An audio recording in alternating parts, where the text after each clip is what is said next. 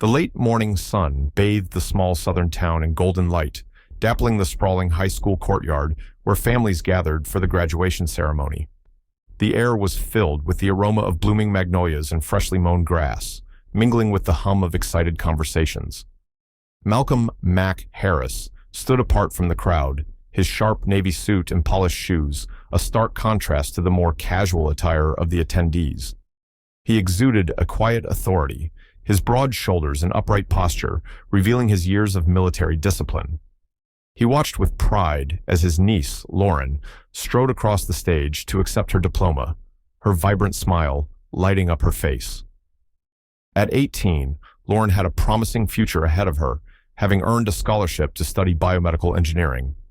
Mac's heart swelled as he reflected on the sacrifices he had made during his 20 years in the Special Forces, missed holidays, birthdays, and milestones, all worth it to see moments like this. As the ceremony concluded, Mac made his way to the family, where his sister, Dana, was already embracing Lauren in a tight hug. "We're so proud of you, baby girl," Dana said, her voice thick with emotion. Lauren turned to Mac. "Uncle Mac, did you see me up there? I didn't trip or anything." "You were flawless, kid," Mac replied, ruffling her hair affectionately. "The sky's the limit for you now." The family shared a few more moments of celebration before heading to the parking lot to load the gifts and flowers into the car. Just as Mac closed the trunk, the deep growl of motorcycle engines broke the peaceful atmosphere. A group of bikers rolled into the lot, their presence instantly commanding attention.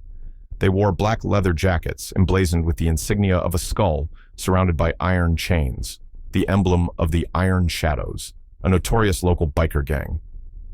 Leading the pack was a burly man with a thick beard and a menacing scowl. He dismounted his bike with a deliberate swagger, his boots crunching against the gravel as he approached Mac's family.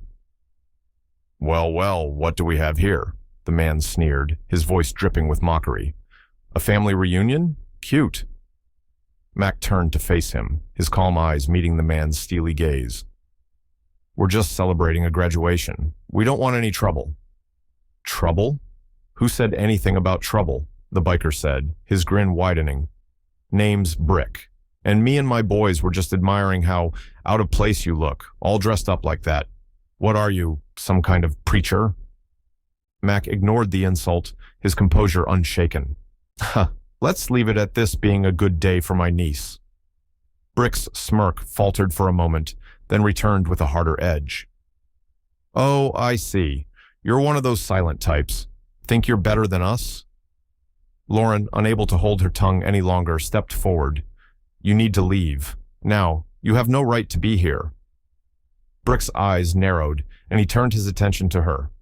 "Feisty one, ain't she? You got a lot of nerve talking to me like that, little girl." Mac immediately stepped between them, his towering frame shielding Lauren from Brick's view. "That's enough," he said, his voice low and firm. For a moment, the tension crackled like a live wire. The other bikers, sensing a confrontation, began inching closer, their leather creaking with every step. But Mac's steady gaze and unyielding stance seemed to give Brick pause. "Fine," Brick said, raising his hands in mock surrender. "We'll leave, for now, but don't think we're done here." The gang mounted their bikes, their engines roaring as they sped out of the parking lot. Dana exhaled a shaky breath, her hands trembling as she clutched Lauren's arm. "Who were those guys?" Lauren asked, her voice laced with anger and fear.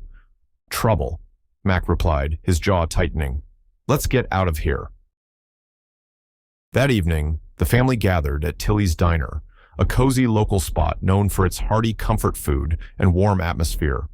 The walls were adorned with vintage photos of the town, and the scent of fried chicken and freshly baked pie filled the air. The mood was light as the family celebrated Lauren's achievement. Mac, now more relaxed, shared stories from his time overseas, eliciting laughter from Lauren and Dana. For a brief moment, the earlier incident with the bikers seemed like a distant memory, but the illusion of peace shattered when the door to the diner swung open and the Iron Shadows walked in. The atmosphere grew tense as their heavy boots echoed across the tiled floor.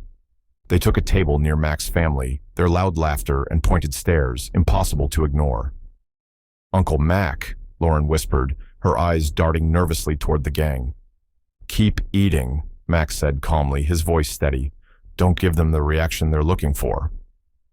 Brick leaned back in his chair, his legs sprawled out as he lit a cigarette, despite the diner's no-smoking policy. Nice little family dinner you got there, he called out, his voice carrying across the room. Bet it's the highlight of your year, huh? Mac kept his gaze fixed on his plate, but Lauren wasn't as composed. Why don't you leave us alone? She snapped, her voice trembling with anger. Brick chuckled, a cruel sound that made the hairs on the back of Mac's neck stand on end. You've got some fire in you, I'll give you that. Too bad it's wasted on a family of cowards. Dana reached over to place a calming hand on Lauren's arm, but it was Mac who finally broke the silence. He stood up slowly, his movements deliberate, and turned to face the gang. You've had your fun, he said evenly. Now it's time for you to go. Brick stood as well, his grin widening. Or what? You gonna call the cops? Maybe pray for us to leave? Mac took a step closer, his calm demeanor unshaken. I'm giving you one chance to walk out of here on your own. Don't waste it. The room fell silent, the tension so thick it was almost tangible. For a moment, it seemed as though Brick might take the bait. But then he laughed, a harsh, grating sound, and motioned for his gang to follow him out.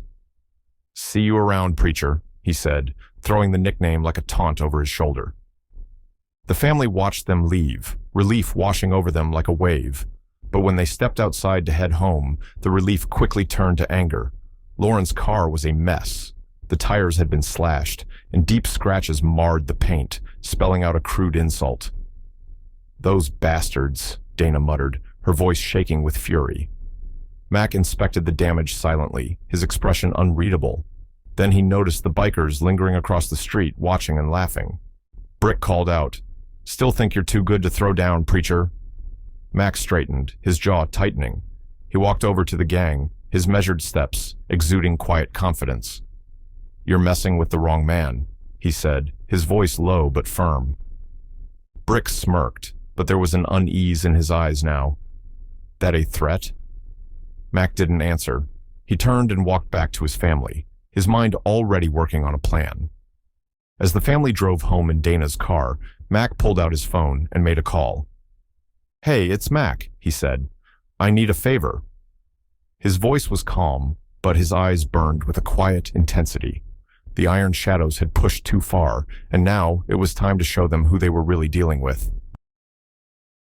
The morning sun streamed through the windows of the modest community park pavilion, where Lauren's graduation party was being set up. Colorful balloons swayed in the gentle breeze, and the smell of grilled hot dogs and burgers filled the air. Friends and family mingled, sharing laughter and stories. For Mac, this was a moment to celebrate, a reprieve from the tension of the previous night. But even as he helped his sister, Lisa, arrange the dessert table, his sharp military instincts told him trouble wasn't far off. His suspicions were confirmed when the low, guttural growl of motorcycle engines broke the cheerful chatter. Heads turned as the iron shadows rode into the parking lot, their leather jackets and chrome bikes a stark contrast to the joyful scene. Brick, with his signature sneer, dismounted first, his gang following suit. They've got some nerve, Lisa muttered, her hands trembling as she adjusted the tray of cupcakes. Stay calm, Mac said quietly, placing a reassuring hand on her shoulder. Let them dig their own grave. The gang sauntered toward the pavilion, their presence commanding attention. Brick's voice boomed as he mocked the decorations. Cute little party you've got here. Didn't think you'd invite us, though. Max stepped forward, his calm demeanor unwavering. This is a private event. You're not welcome here. Brick chuckled, motioning to his gang to grab plates of food, as if they owned the place. We're just here to celebrate, Mac. No harm in that. Mac didn't flinch. Instead, he used the moment to quietly observe the bikers, confirming the dynamics he'd noticed the previous night. Snake, the wiry second-in-command, hovered near Brick, but kept glancing nervously at the other members. Two others exchanged side-eyed glances at a younger biker who appeared out of place, his body language betraying unease. It was time to act. Mac's voice cut through the air, firm but measured. Funny how you talk about loyalty, Brick, when your own second-in-command has been stealing from you. The gang froze. Snake's head snapped toward Mac, his face pale. "What the hell are you talking about?" Brick demanded, his bravado faltering. Mac smirked. "Your little empire isn't as tight-knit as you think. Snake here's been skimming off your profits, paying for his little side business in stolen auto parts. Not very loyal, is he?" Snake stammered. "That's a lie. He's making it up." But the seeds of doubt were planted. Brick turned to Snake, his eyes narrowing. "You'd better not be lying to me, Snake." Before Snake could defend himself, Max struck again. "And what about Kyle over there?" He nodded toward a lanky biker in the back. "How's Brick's girlfriend treating you these days?" The gang erupted. Brick spun toward Kyle, who raised his hands defensively. "I don't know what he's talking about." "You lying piece of—" Brick lunged, and the group dissolved into chaos. Accusations flew, fists clenched, and years of buried resentment surfaced. Max stood back, watching the pandemonium unfold. His quiet confidence was the only thing keeping the scene from turning completely violent. As Brick shoved Snake to the ground, Mac finally spoke again, his voice cutting through the noise like a blade. "Enough." The bikers froze, their attention snapping back to him. Mac stepped forward, his eyes cold and commanding. "You thought you could intimidate me and my family, but you didn't realize I've been 10 steps ahead of you from the start." Brick, bruised and humiliated, tried to recover some semblance of control. "You think you're so smart. This isn't over." Max smiled, but there was no warmth in it. "Oh, it's over, unless you want the sheriff to get those reports about your gang's illegal activities that I've compiled. Trust me, Brick, I know more about you than you do." The gang exchanged uneasy glances. Brick, now isolated and outmaneuvered, clenched his fists but said nothing. "Leave," Max said, his voice low but filled with authority, "and don't come back." One by one, the bikers retreated to their motorcycles. Brick lingered for a moment, glaring at Mac, but the fight was gone from his eyes. He mounted his bike and roared off, his gang trailing behind him. Lisa approached Mac, her voice shaking. "How did you—" "I paid attention," Max said simply, his tone softening. "Bullies like them crumble when you expose their weaknesses." Lauren hugged her uncle tightly. "You didn't even have to throw a punch. You're amazing." Max smiled faintly, but remained vigilant. He knew this wasn't just about the bikers. It was about protecting his family and showing them that strength doesn't always come from fists. The park was quiet again, the celebratory atmosphere cautiously returning. Mac kept his eye on the horizon, ensuring the bikers didn't double back. But as the hours passed without incident, he allowed himself to relax slightly. The sheriff arrived just as the party was winding down. A burly man with a stern expression, Sheriff Tate had heard about the confrontation and approached Mac with a mix of curiosity and skepticism. "Mind telling me what happened here?" Tate asked, his hands on his hips. Mac recounted the events without embellishment, emphasizing his refusal to engage physically. Tate listened carefully, nodding occasionally. "You've got guts, I'll give you that," Tate said. "But those bikers don't take kindly to being humiliated. You might have stirred up a hornet's nest." Mac met his gaze evenly. "I didn't stir anything up. They came after my family, and I ended it." Tate sighed. "Fair enough. Just be careful. Brick's got a history of holding grudges." As the sheriff left, Lauren approached Mac, her face thoughtful. "Uncle Mac, do you think they'll really leave us alone?" "They're cowards," Mac said. "Without their unity, they're nothing. But if they do come back, we'll be ready." The following week, word spread through the town that the Iron Shadows had disbanded. Rumors swirled about infighting and betrayals, with some members fleeing town entirely. Brick, stripped of his gang and reputation, was seen drinking alone at the local dive bar, his former bravado reduced to bitterness. Tate visited Mac again, this time with a handshake. "You were right. Looks like you broke them apart without lifting a finger. I underestimated you." Mac accepted the handshake, but remained humble. It wasn't about beating them. It was about protecting what matters. As Mac and his family prepared to leave town, they reflected on the ordeal. For Lauren, it was a lesson in resilience and the power of intellect over brute force. For Lisa, it was a reminder of her brother's unwavering dedication to family. As they drove away, the sun setting behind them, Mac felt a sense of peace. The town was behind them, but the lessons learned would stay with them forever. "Uncle Mac," Lauren said from the back seat, "do you think they'll ever forget what happened?" Max smiled faintly. "Maybe, but we won't, and that's what matters." Thank you for joining us on this incredible journey of courage, intellect, and the unbreakable bond of family. Mac's story reminds us that sometimes the greatest strength lies not in brute force, but in staying calm, thinking ahead, and standing firm for what's right. If this story resonated with you, we'd love to hear your thoughts. Don't forget to leave a comment and let us know where you're listening from. We're always excited to connect with our amazing community.